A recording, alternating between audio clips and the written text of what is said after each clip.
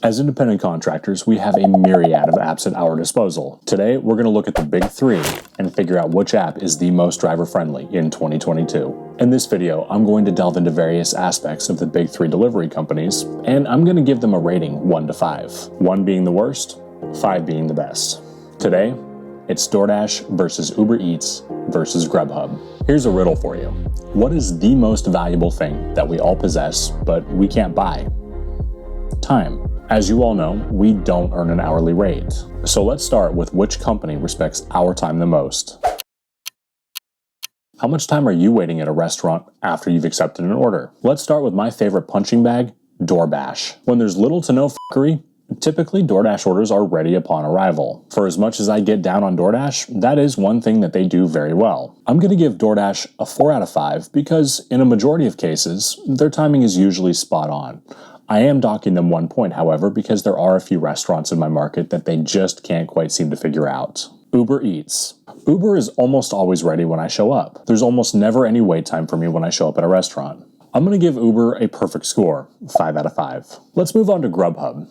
Grubhub has hands down the worst wait times of the big three. They'll frequently adjust the pickup buy times that restaurants enter. Grubhub frequently sends the drivers and the restaurants the orders at the exact same time. That frequently results in a driver showing up way too early to pick up that order. Furthermore, Grubhub does not factor in the time that the driver initially accepted the order. Sometimes that can result in an account violation for that driver. We'll come back to that in a bit. Grubhub gets, a -2, I guess. Moving on to app functionality, starting with DoorDash. Do I really need to go into detail here? DoorDash's app works about as well as trying to baptize a cat. By a show of hands, how many of you have had your dashes ended unexpectedly? How many of you have not been able to resume your dash? How many of you have had the app crash on you? How many of you have had issues uploading your pictures?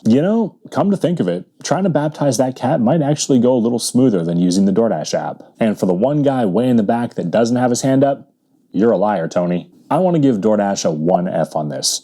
That, ladies and gentlemen, is an extra credit fail. Moving on to Uber Eats. In 2 years, I can count on one hand how many times I've had something go wrong with their app. 95% of the time, it works exactly like I expect it to.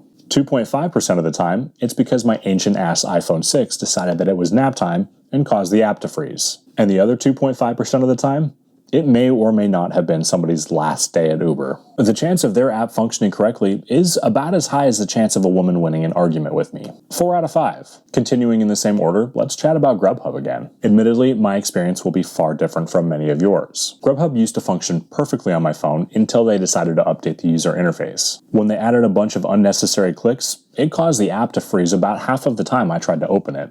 Again, that may or may not go back to my 1977 iPhone 6S.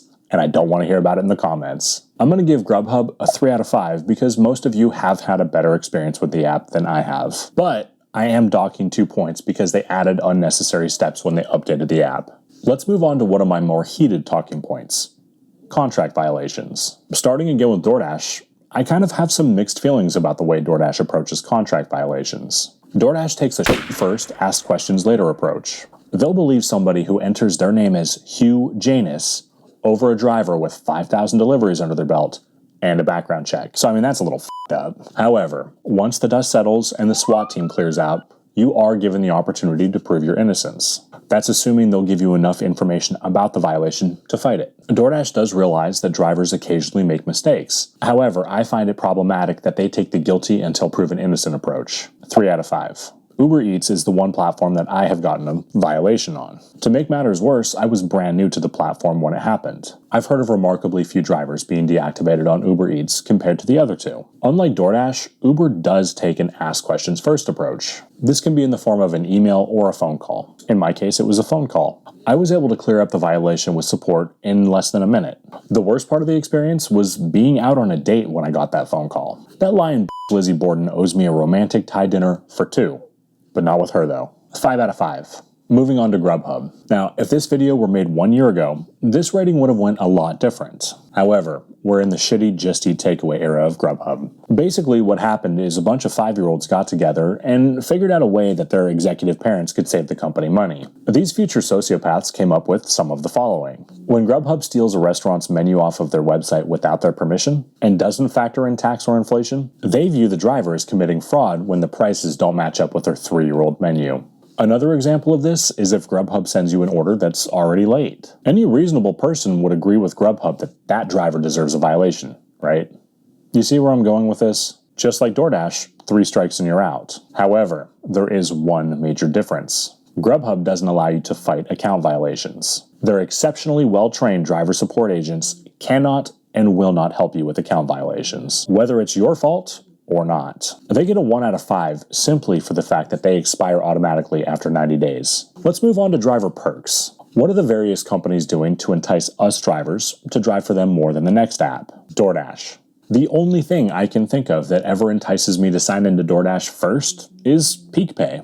But this has some pitfalls also. I've seen DoorDash randomly add Peak Pay at 2 p.m. on a Wednesday. As if there weren't already -7 orders at 2 p.m. on a Wednesday in my market. This didn't happen because it was fucking snowing, or there was an event, or Tony's heart grew 3 sizes that day. This happened for seemingly no reason whatsoever, ensuring that customers were not going to order. Having said that, there is the rare time, usually caused by inclement weather, where I've seen up to $8 in Peak Pay. I may or may not have taken my car skiing that day, but I made a killing on the frozen tundra. Also, apparently DoorDash has a car rental assistance program, but I've never used it myself. But I could see how it would benefit some drivers. In certain markets, DoorDash has the large order and the pizza program, and I've heard good things about those programs from various drivers. DoorDash also offers 10% cash back on their Dasher Direct card.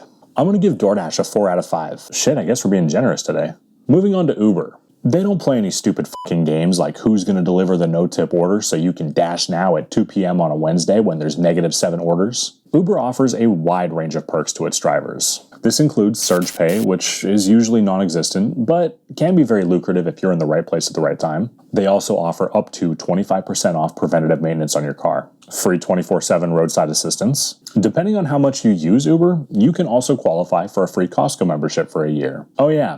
They'll also pay 100% of your college tuition. Uber gets a 5 out of 5. Now let's talk about what Grubhub offers. The answer is not much. If you have a 90% acceptance rate or higher, you can schedule blocks early. However, if you're in a market where Grubhub is somehow still busy, you may not need to schedule blocks to begin with. Before you put it in the comments, I understand that having blocks would give you first dibs at the orders. Grubhub also has missions where you can earn a little bit of extra money depending on how many orders you deliver. It's worth noting this is only for those who are not on block. Grubhub gets a 2 out of 5. Let's move on to pay. DoorDash has an average base pay of $2.50 in most markets. It seems like every 6 months to a year, the base pay falls by another quarter. Will they continue to decrease base pay?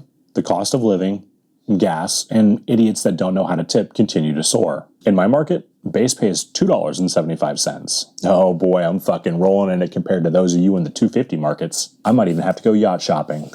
In all seriousness though, well, you guys know that I can't afford to buy a yacht. You know who can?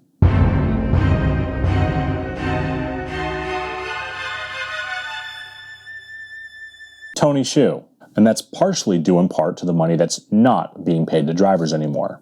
In 2020, DoorDash processed 816 million orders. By them paying us just 1 quarter less on each of those orders, Tony's bitch ass saved $204 million. To put that in perspective, that is also enough money to buy himself a private jet to get to his newly acquired yacht. Tony can get a fucking yacht, but we can't even get transparency. Now, I know I'm frequently down on DoorDash for the low base pay and lack of transparency, but I would like to take this opportunity to remind you, without us, there would be no them. In my opinion, DoorDash also encourages low tips. It's also my opinion that they do this to avoid sticker shock at the checkout screen. Not to mention, when DoorDash doubles orders, they keep an extra $1 that should have otherwise went to the driver. At this rate, Tony can afford to park his jet and his yacht on his own private island. DoorDash gets a 1 out of 5 for pay. Uber Eats. Uber is very similar to DoorDash in most markets with their base pay. In my market, they're 25 cents higher, and this hasn't changed in 2 years. However, Uber will also pay less in base pay for doubled orders, pocketing the extra money. In my opinion, they make up for this with the way that they present the tip screen to the customers. Their tip screen basically asks customers to show their level of gratitude to us. Don't get me wrong. As we all know, you still have your entitled assholes that manually go in and enter 0, but it's pretty telling when I can accept these same number of orders on DoorDash and on Uber Eats and walk away making twice as much on Uber. Uber gets a 4 out of 5. Moving on to Grubhub. Grubhub used to be Bay. Now they're just fam. Before Jet destroyed Grubhub, my market used to enjoy a $9 minimum. Grubhub has since slashed that $9 by 60%, making the minimum base in my market $4. So like a squirrel, they can chase these nuts. With all that being said, some of the best tips I've ever received have been on Grubhub. On a Friday, Saturday, or Sunday night, it's almost guaranteed that in busier markets, you can make more on Grubhub than the other two. Grubhub gets a 3 out of 5 because there are 7 days in the week and only 3 weekend days. Let's talk about another issue I am very passionate about. Transparency. Which of the big three has nothing to hide? Starting again with DoorDash. If you're on my channel, you know the words hidden tip. It's a shitty little game that they play where they get the drivers to guess if the money is actually worth the miles. DoorDash hides tips above $4 that are going a few miles or less. Why they do this is still a mystery to me. I guess they're a fan of lawmakers forcing them to be ethical. Shout out to New York. You know, I'm just gonna save us both the fucking time on this one. They get a -1 for being a sleazy, manipulative, tip stealing, low base pay having, piece of shit company, in my opinion. But I won't tell you how I really feel. Uber Eats. There are still a lot of drivers that don't realize Uber hides tips also. Uber will hide tips above $8 that are going a relatively short distance. When I see $11 for 3 miles, that tends to pique my interest. Unlike DoorDash, Uber Eats makes it sound like the customer added to the tip after the delivery is complete, when in reality, in the majority of cases, they did not. Uber just hid the amount. Uber also makes you guess where you're going. In some markets, they go as far as not showing you the restaurant name or the approximate delivery location. This is a very isolated problem, but it's a problem that should have never existed in the first place. It's completely unethical, and it's dangerous. Uber gets a -2 out of 5. They're less obnoxious about the amount they hide. Their lack of transparency is dangerous, though. A quick side note, the new version of Para will show you the complete delivery address on Uber Eats.